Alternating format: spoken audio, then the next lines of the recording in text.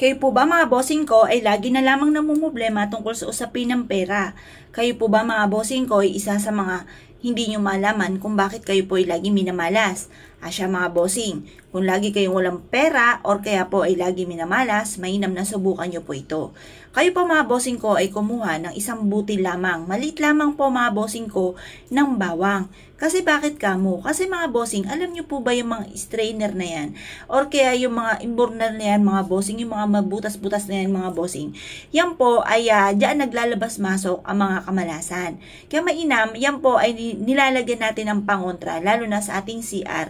Dahil sa CR, napakaraming strainer, aridoro, yung nga po mga bossing sa lababo, sa mga toothbrushan natin, sa paliguan, napakaraming may butas na pwedeng pagpuntahan or pasukan ng mga negatibo.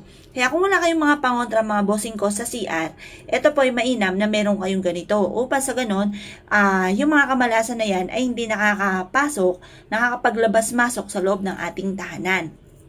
Ngayon po, ito pa mga bossing ay hindi natin ilalagay dito sa aridoro kasi baka ito ay magbara. Kaya ang gagawin nyo lamang, ito ay kukuha ka ng isang butil at ilalagay nyo po ito sa ibabaw ng may bintana po ninyo.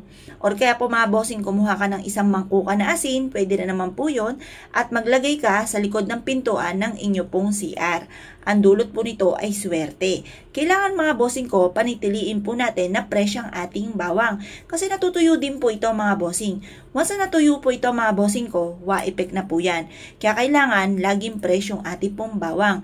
Or kaya ang ating pong asin, kailangan lagi po siyang maputi, hindi po siya magtutubig. Kasi once na nagtubig po yun, hindi na po siya swerte.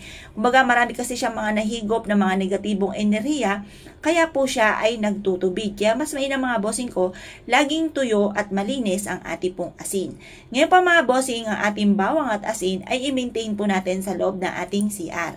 Ang dulot po nito ay swerte. Mabisa itong pantaboy ng mga kamalasan.